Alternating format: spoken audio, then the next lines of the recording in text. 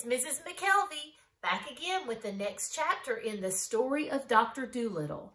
But before we get to our story, I'd like you to take a look at your activity from yesterday, the thinking that we did on the words that you could find in the letters of Handsome Prince. Did you find a lot of different words? I found 36, but then I ran out of space, and so I stopped there. But I actually know there's some more that I didn't find. The most interesting ones to me that I found are shrimp and dream.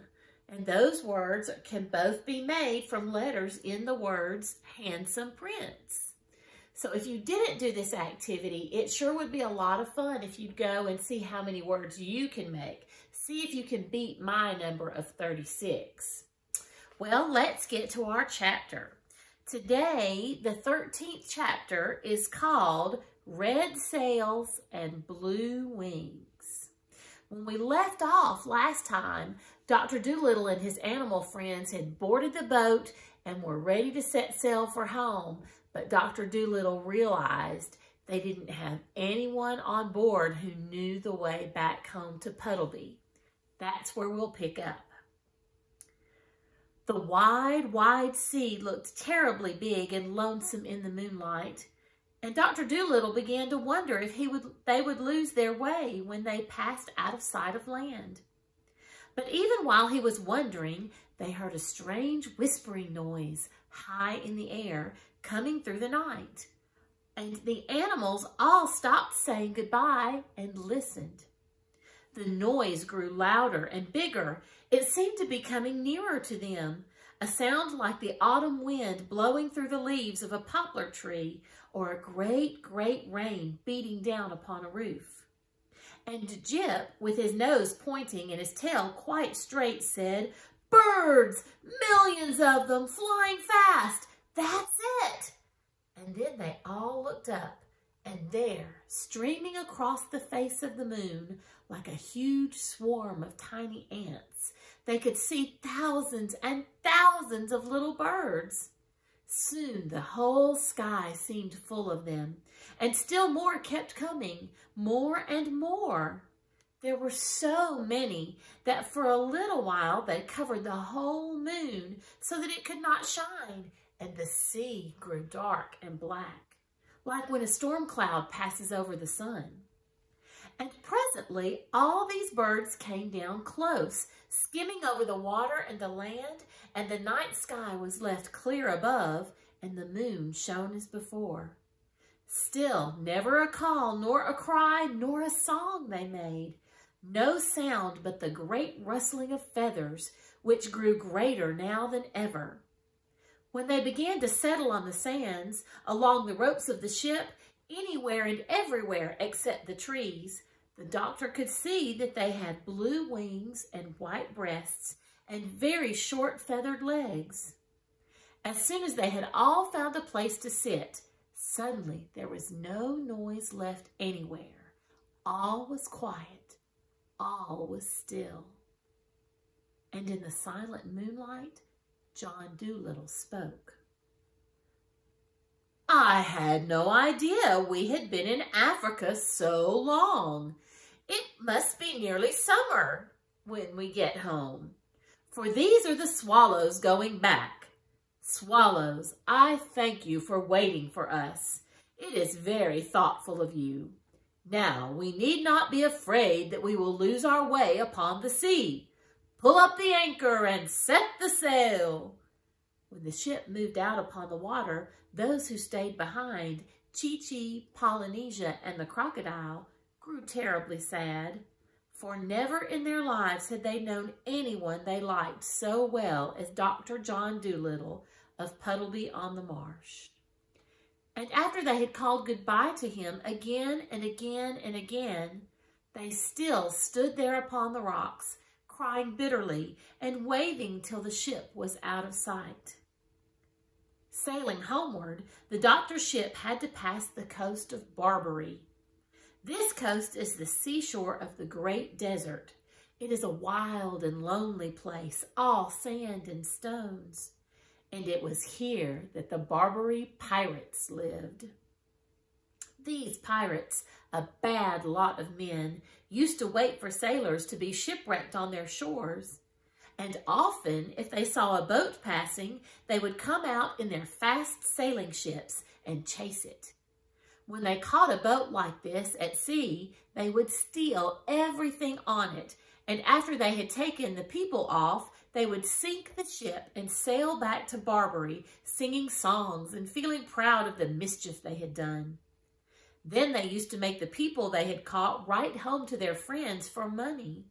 And if the friends sent no money, the pirates often threw the people into the sea.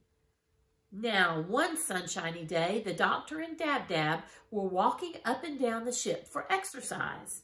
A nice fresh wind was blowing the boat along, and everybody was happy.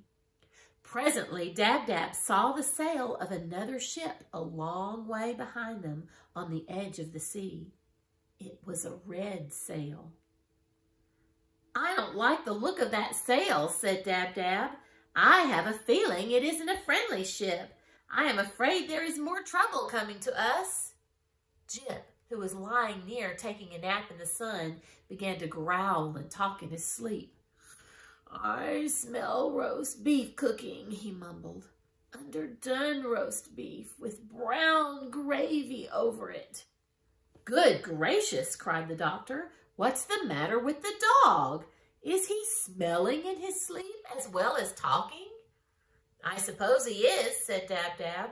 "All dogs can smell in their sleep." "But what is he smelling?" asked the doctor. "There is no roast beef cooking on our ship," said Dab-Dab. "The roast beef must be on that other ship over there." "But that's 10 miles away," said the doctor. "He couldn't smell that far, surely." "Oh, yes, he could," said Dab-Dab. "You ask him." Then Jip, still fast asleep, began to growl again, and his lip curled up angrily, showing his clean white teeth. "I smell bad men," he growled. "The worst men I ever smelt. I smell trouble. I smell a fight. 6 bad scoundrels fighting against one brave man. I want to help him. Woof! Woof! Woof!" Then he barked loud and woke himself up with a surprised look on his face.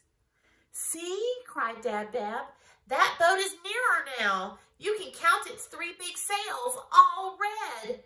Whoever it is, they are coming after us. I wonder who they are." "They are bad sailors," said Jip, "and their ship is very swift. They are surely the pirates of Barbary."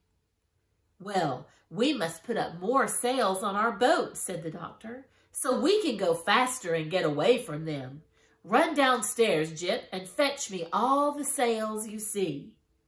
The dog hurried downstairs and dragged up every sail he could find. But even when all these were put up on the mast to catch the wind, the boat did not go nearly as fast as the pirates, which kept coming on behind, closer and closer. "This is a poor ship the prince gave us," said Gub-Gub the pig. "The slowest he could find, I should think.